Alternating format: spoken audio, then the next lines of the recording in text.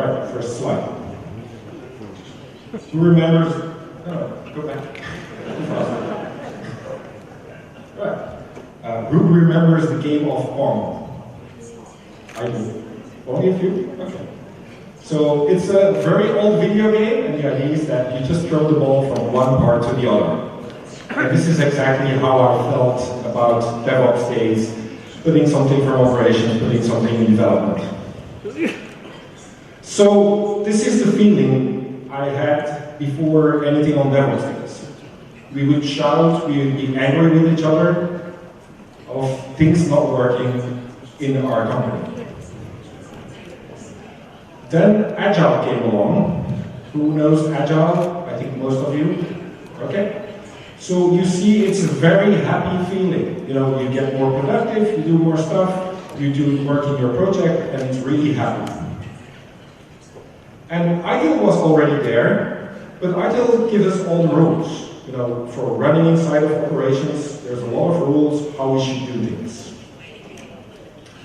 But I was still the person in operations. And you see, it's all smoke, it's very dirty, and we still have to run everything. So Agile was happy, Agile was giving us rules, but in operation, we still had a lot of problems. So I wrote in 2008 an IEEE paper where I started to experiment with using things like Kanban inside of an operations group. So the link is there, you can watch it later, but I started experimenting on those things.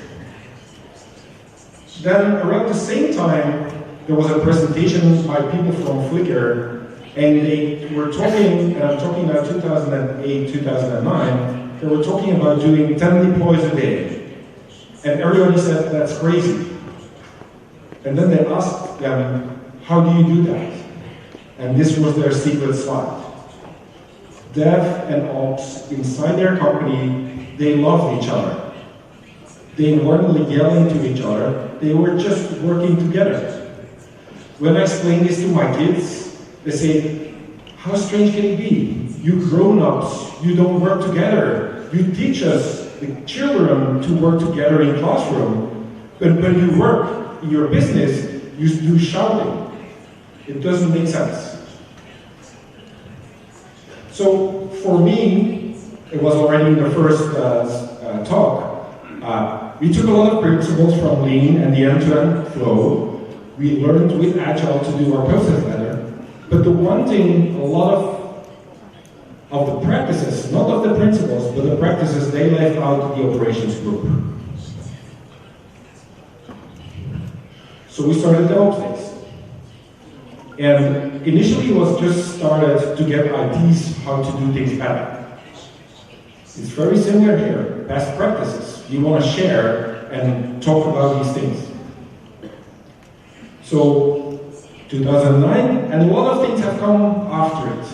You know, you can look up these keywords, there's little stories, like somebody tried to trademark Devops in the US, but they couldn't. And why was that? Because we already shared so much knowledge, and not one person could claim it. If you would have the trademark, things would be totally different now. Because one person would own what is Devops. And now we all own what Devops is. So you share and you are part of the Devops.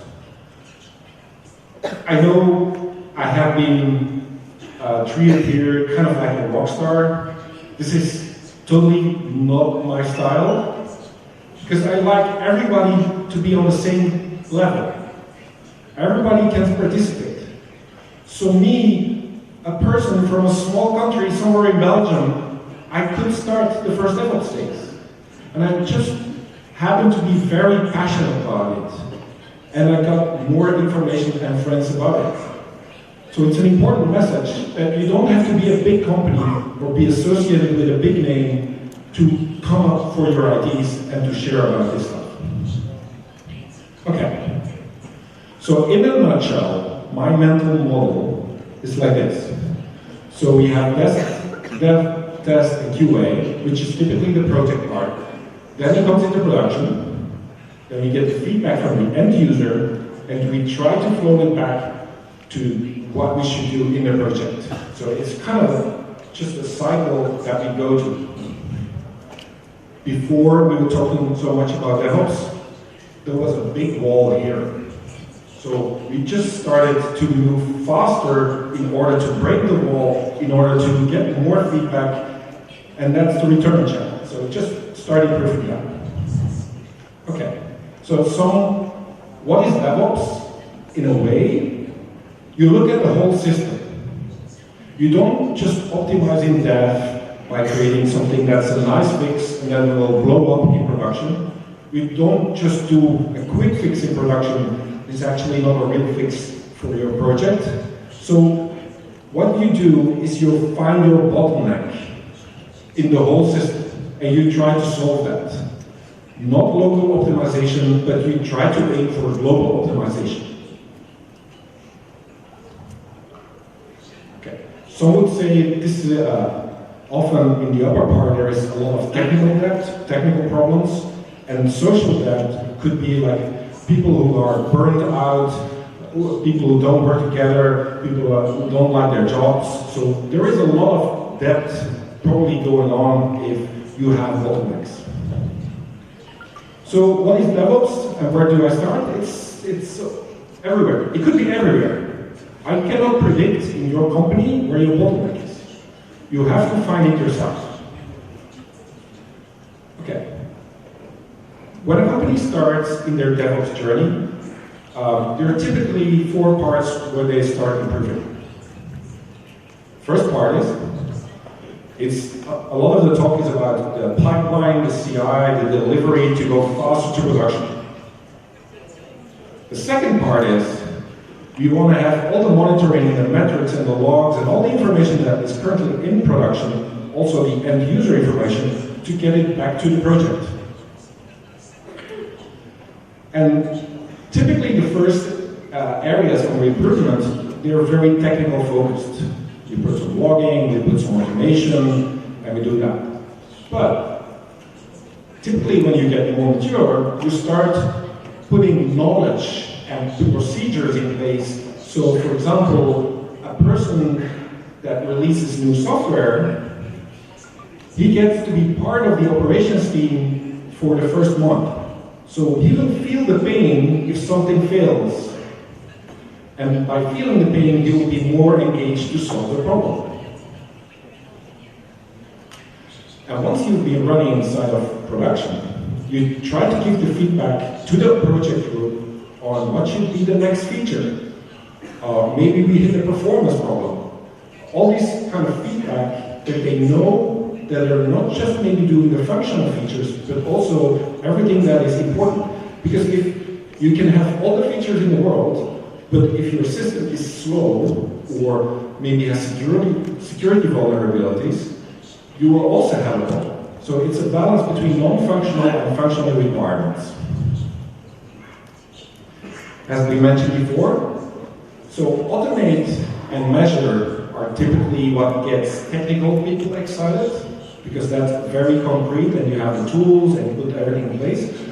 But you should work on the culture and the sharing of information inside your company. Okay. A few examples. The first one is configuration management. I see a lot of operation people start with a configuration management tool and they're very excited because it is helping them to install the service faster, to do their job faster. But the real power of configuration management is that you get to use the same set in maybe development, in testing, and the developers are using the same setup. So you see, it's not just a server thing you do, it's the fact that you can reuse it across multiple environments, that it's documentation, and that the developers even start writing some infrastructure as code in the same code base. So we see it stimulates the collaboration. It's not just about the automation of the servers, it stimulates the collaboration between the two groups. Another example. Creating reproducible environments. You can think about it as just a technology, or you can say, well, the fact that the development team is actually reusing the same setup, that is what the valuable thing is. monitor. Most often, the ops team is already doing monitoring.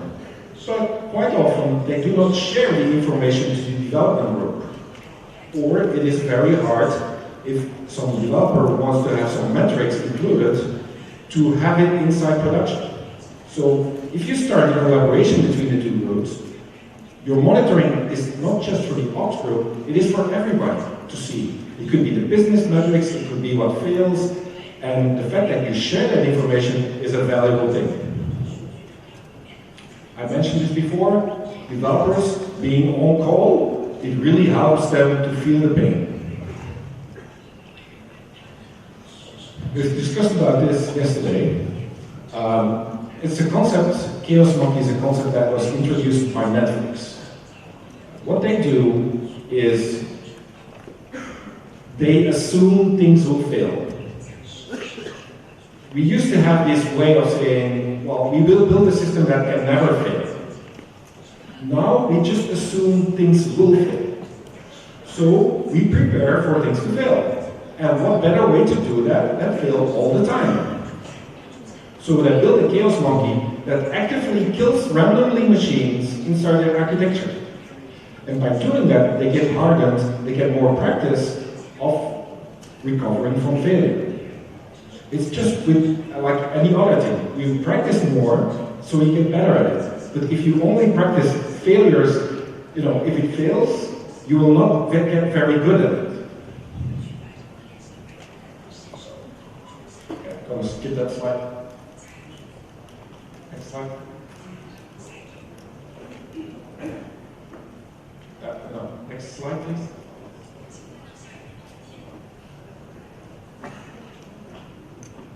Right.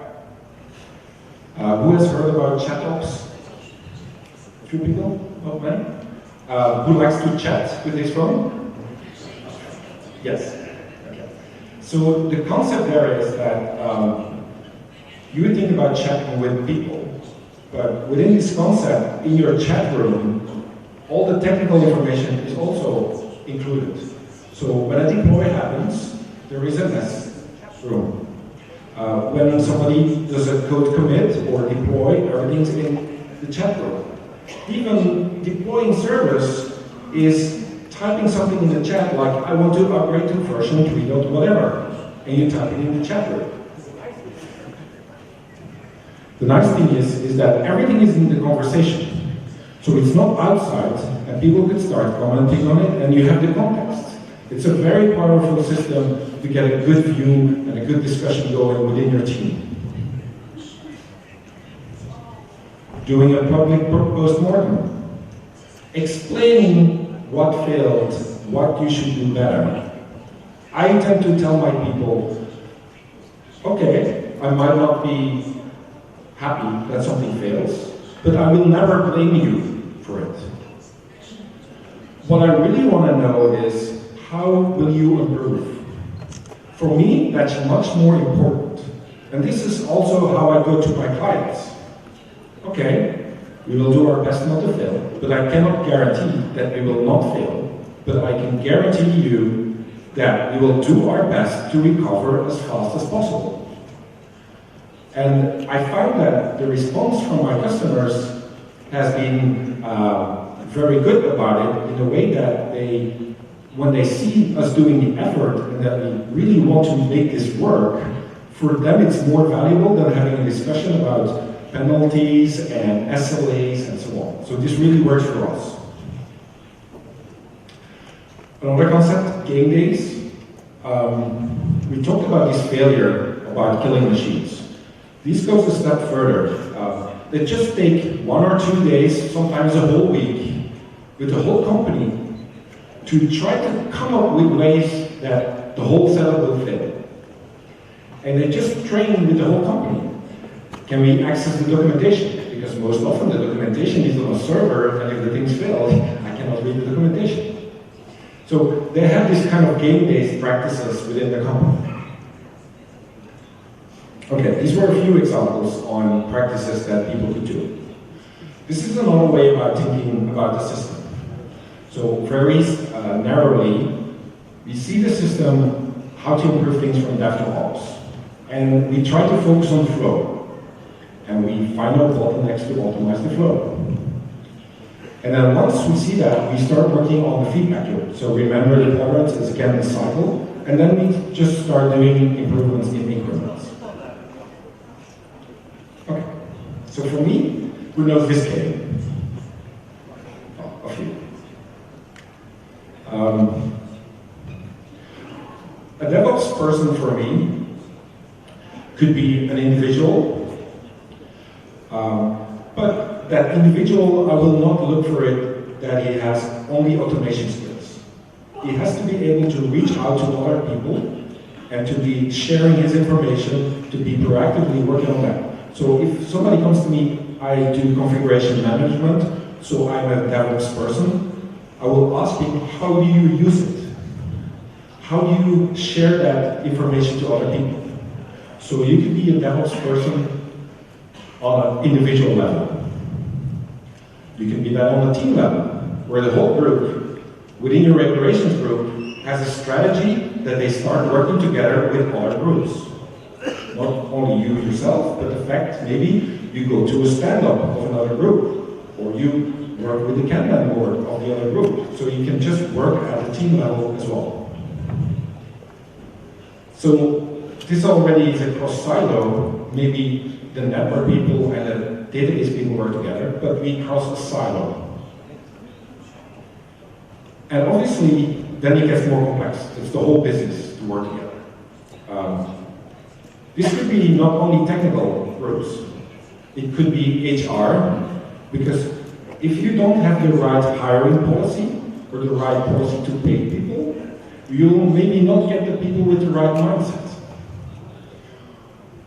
Or maybe your legal department has certain rules that you need to follow, which really makes it hard to find a partner that really wants to work with you.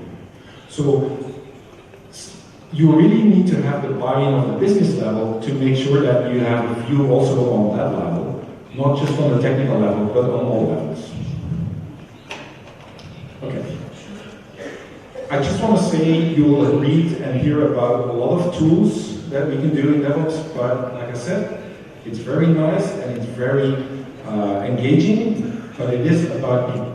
It's not about the tools only. Tools can make you faster, but it's the mindset that will really help you. Okay, I just now added a few questions.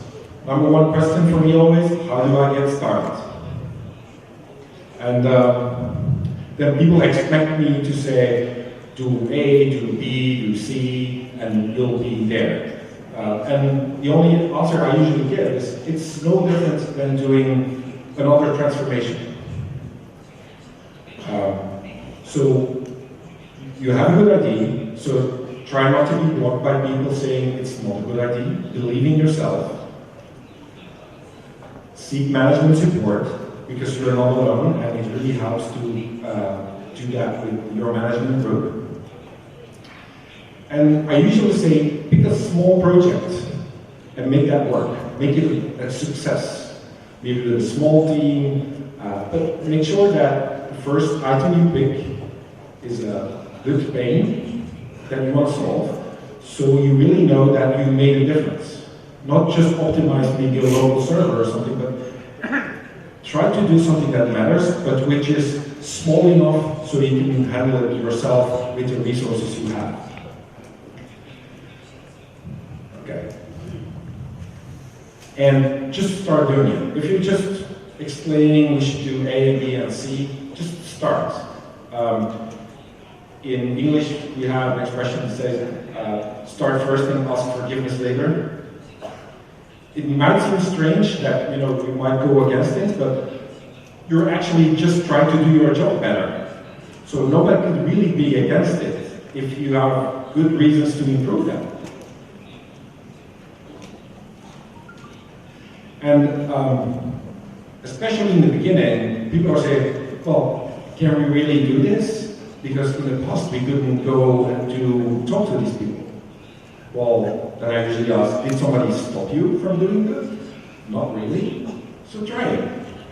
Just try it. And then once you get the success, like invite people over, expose the idea, the fact that you have success, and then try to invite other people. Hey, we did something cool, do you want to help us? And work on that. And instead of just making it an improvement, say, oh, we think it's better, try to make it measurable. Like, we reduce the time to deliver a system from that used to take 5 days to 1 day.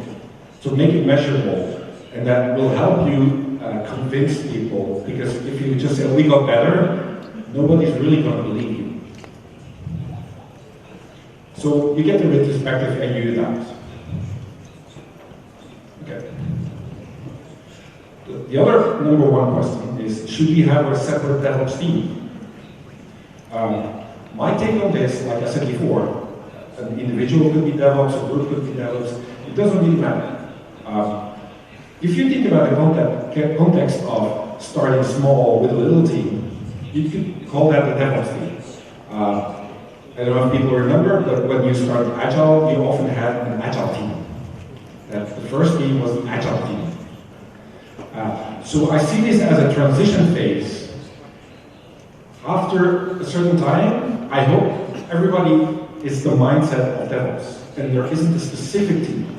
There might be a specific automation team, but the fact that there is a DevOps group, I hope it just is introduced into the whole company, and everybody has a DevOps mindset, not a specific group. So the initial change team, we talked about that. Okay. So we talked about having successes which are measurable. What's often hard is that if you people don't believe in the fact that when you collaborate, you get better results, you almost at the belief level, like I don't believe by collaborating I will get better results. When you are at a party and you would say, talk more at the party, I cannot guarantee it will be a better party because you talk more. So on that level, it's hard to convince people that it will be improving. So you have to almost have direct or indirect results of the collaboration that you can point people to. You cannot justify collaboration only that will give you better results. There's no manifesto. In my mindset, I haven't really written down what is DevOps, because when I read the Agile manifesto, everything is there. We just haven't started doing it for some time, but everything's there. So for me personally, I don't need another manifesto. So reread it. And then another question that often comes up, how does it work with ITIL? Especially newer people who aren't familiar with ITIL, they just start doing the tools and they say, well, okay, what's this ITIL thing? This is the old thing, how we used to do things. No. If you read a lot of the practices, they are all valuable. So it isn't something that replaces it. But we might have been too focused on trying new things and not learning from what they've learned. You might have to, like the Agile Manifesto, reread the ITIL, especially the ITIL version 3, which has a lot more about continuous improvement and practices that we should do. Okay? Especially, it was mentioned yesterday, the CMDB, with all the automation, it's just going so fast, it's changing. You cannot have spreadsheets anymore as the single point of truth of all your systems. So this is, ITIL as such, is also changing how we should adapt to this fast changing market. Okay, I'm skipping 2 because I have still some to try. So it's not a technical problem that we want to tackle with DevOps. It's a human problem, I said that before. And I haven't touched on this, but a lot has to do with trust. If you don't trust the other group, then you just don't know them. And by getting to know them, by working together with them, you trust them to do their job. So trust is an important thing that you're actually working on, whether it's in tools, whether it's in pipeline, and a lot of trust can be solved by communicating, getting an understanding. And another word that often comes up is the word empathy. The fact that you understand why the other person is having a hard time, or he has a problem that is really hard for him to solve, is understanding that is really important. Okay. So the culture of DevOps is really about restoring that trust and putting people together. This is a very powerful phrase. So even somebody else might have good intentions about doing things, but they have a lot of problems of doing it. But when you think of yourself, you always think you're doing the best thing. But when you have to explain why you haven't done everything, well, I had the intention of doing this, but well, we have to take care of this and so on. So try thinking about the other people in the same way. They probably have the same good intentions, but they're restricted and they have only limited time, and so try to understand what their problem is. Last level, which is for me kind of the new adventure where we're going, especially in cloud services, we're working with a lot of partners. We're not working only within our company ourselves. So I always had this problem with people coming up to me and they say, well, after Devops has finished, everything is automated, everything is an API, so we don't have to talk to each other anymore, because it's just an API. And I couldn't understand, I didn't want to believe this was the end goal of Devops. So, okay.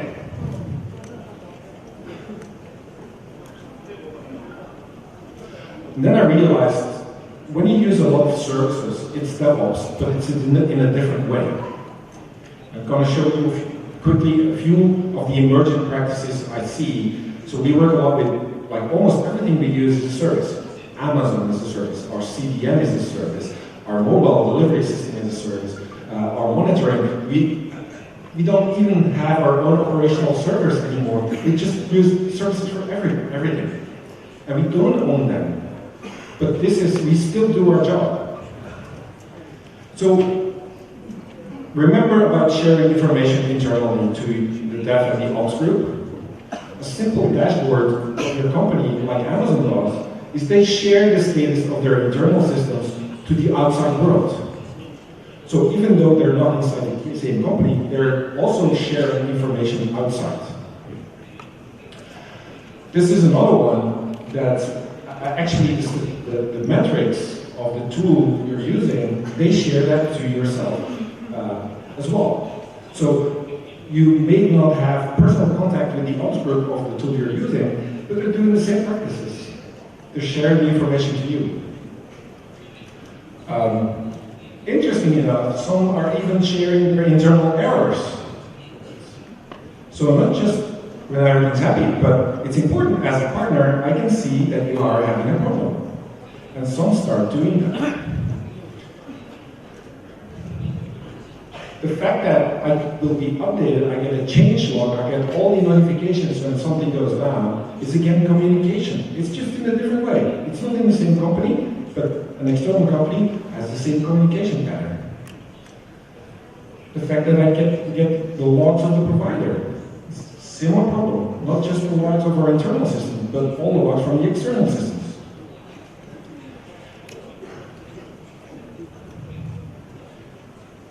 But with cloud, it's going to be interesting. Because we assume, okay, we use Gmail. I don't know that's working here, but the fact that people say, well, we use a service, so everything's fine. And then I tell them, do you have a backup of your email? Oh, well, the other will take care of it. No. You also still have to take your own backups. Because that other system will rely and will probably restore, but you are responsible for your data. So even though we think, oh, we've just given ops away to the other company, now we're back to ops. Might not be our own system, but we're doing backups, we're doing logs, we're doing metrics, just with the other system. Another way of sharing your status is just go on on Slack or on Twitter to share information. This is a public postmortem of a provider that totally failed and shared it to the whole world. Why is this useful for me? I get an insight in their internal architecture, so me as an outsider, I know where the pressure points are. So I will not overload my partner because I now know enough from the internals. And I could say, well, it's their problem to fix it. No. I'm in a partnership and I want to learn. So if you give me the information, I will try to avoid that you hit a breaking point and I hit a breaking point. Sometimes it's even proactive. Like Amazon sends you an email saying, well, that machine will probably be retired or have a failure. More and more people with their software, they're just exposing the internal changelog to the external changelog. Public project, they share all the changes they're doing. So if you have a problem, you can say, I probably changed this information. And blogging is in a way just like you would communicate internally, communicate externally, or talk on a conference like this.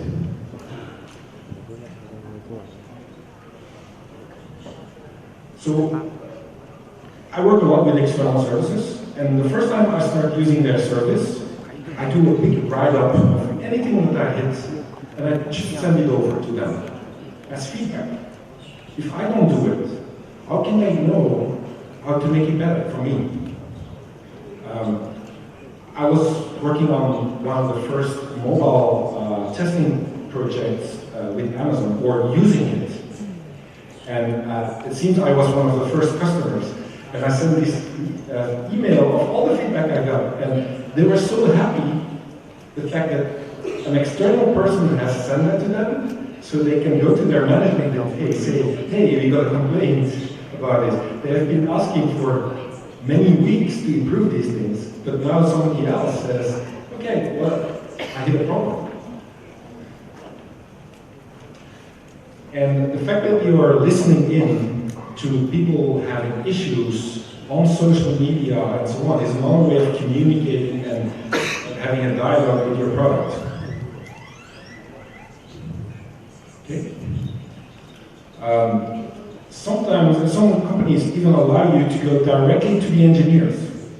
A Slack channel immediately directly to the engineers. And they're not afraid to do this. It's not buried between 7 layers of ticketing system and so on. They say, how are these people to learn if you have direct contact and they can get direct feedback from these companies?